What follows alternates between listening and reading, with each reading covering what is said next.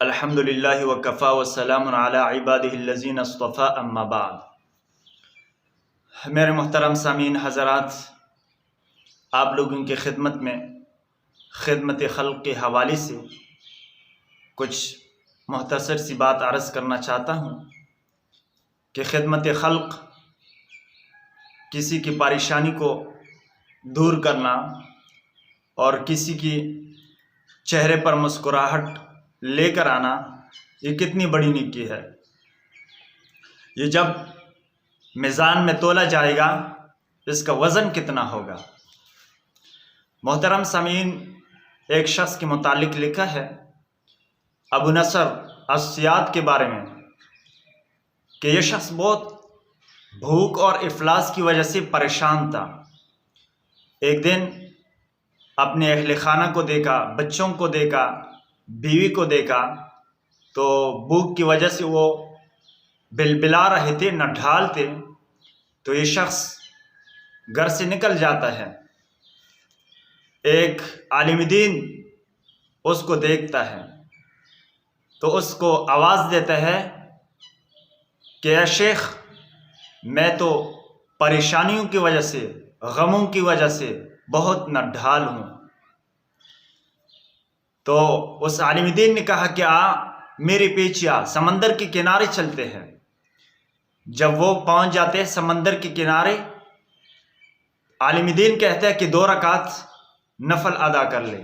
وہ 2 رکعت نفل پڑھ لیتا ہے۔ عالم دین اس کو ایک جال دے دیتا ہے کہ اس کو سمندر میں پھینک دے۔ جب وہ سمندر میں پھینک دیتا ہے، اس میں سے ایک بڑی مچھلی جال میں نکل آ جاتی ہے۔ تو عالم دین کہتا ہے کہ جا اس کو شہر میں بیچ اور اپنے بچوں کے لیے کھانے کا انتظام کر کے لے کے جا۔ جب وہ شہر میں آتا ہے، مچھلی کو بیچ دیتا ہے تو 2 پراٹھے وہ خرید لیتا ہے۔ پھر شیخ کی خدمت میں حاضر ہوتا ہے کہ شیخ، اس میں سے اپنا حصہ تو بھی کچھ قبول کر لیجئے۔ وہ شیخ کہتے ہیں نہیں، اپنے بچوں کے لیے لے کے جا۔ جب وہ راستے میں جاتا ہے، اس کے ہاتھ میں روٹیاں ہے، پراٹھے ہے۔ سامنے راستے میں ایک عورت ہے کہ جو بھوک کی وجہ سے نڈال ہے، وہ بھی پریشان ہے، رو رہی ہے۔ اس کے گود میں ایک بچہ ہے، وہ بھی پریشان ہے، رو رہا ہے۔ تب وہ یہ کشمکش میں ہو گیا کہ میں ان کو دے دوں یا اپنے گھر لے جاؤں۔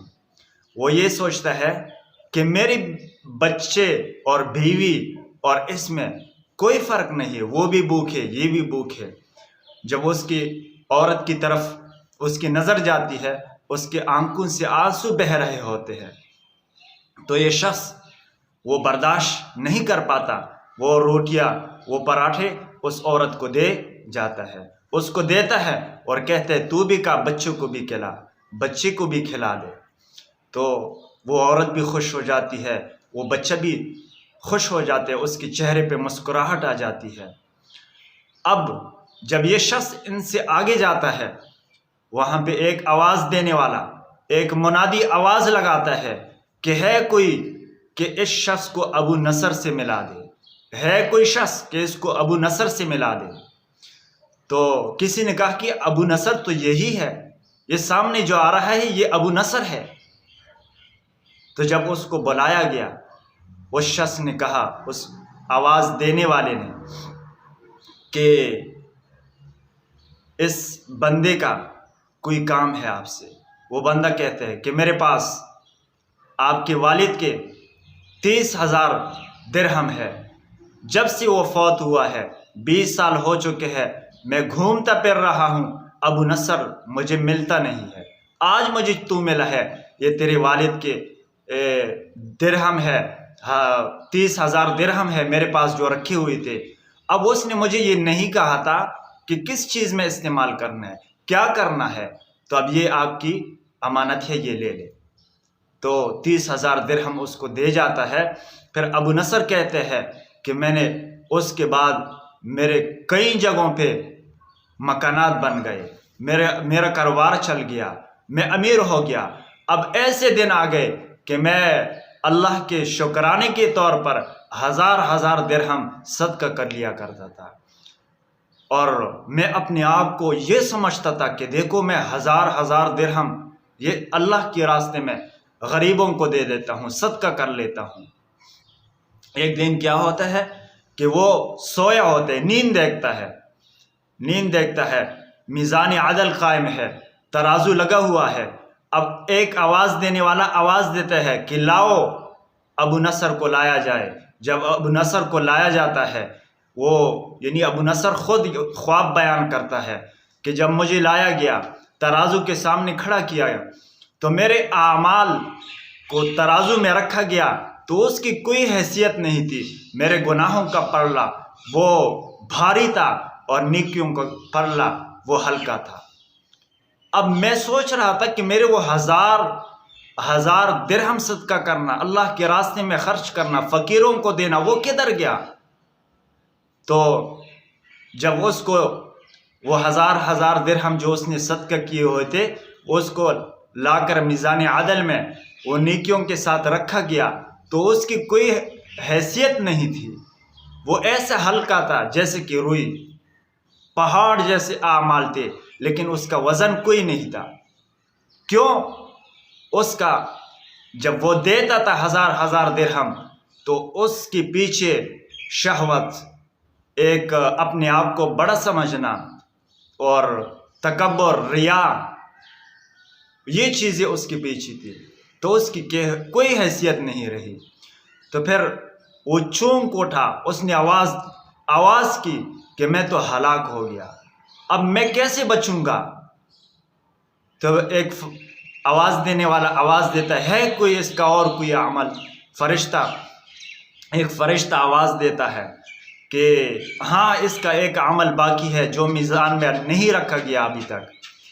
جب اس کو لایا گیا، یعنی وہ پراٹھوں والا عمل ہے کہ اس نے کسی کو 2 پراٹھے دیے تھے، وہ عمل جب لایا گیا، ترازو میں رکھا گیا تو ترازو وہ جھکنے لگا۔ جب جھکنے لگا، برابر نہیں ہوا، تھوڑا سا جھک گیا، وزن آ گیا اس میں۔ پھر آواز دی کہ اس کا کوئی اور عمل ہے،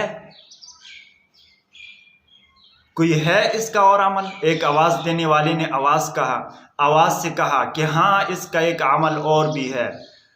وہ کیا عمل ہے؟ کہ جب اس نے یہ 2 پراٹھے اس عورت کو دی، اس عورت کے آنسو وہ ختم ہو گئے، اس آنسو کو بھی اس ترازو میں رکھا جائے۔ جب ترازو میں رکھا گیا اور بھی وزنی ہو گیا، اور بھی اس میں وزن آ گئی۔ پھر ایک اور عمل، فرشتے نے آواز دی ایک اور عمل بھی باقی ہے۔ وہ کون سا عمل ہے؟ کہ جب اس نے پراٹھے دی، اس بچے کو پراٹھے ملنے کے بعد جو مسکراہٹ اس کے چہرے پر آئی، اس کو بھی رکھا جائے۔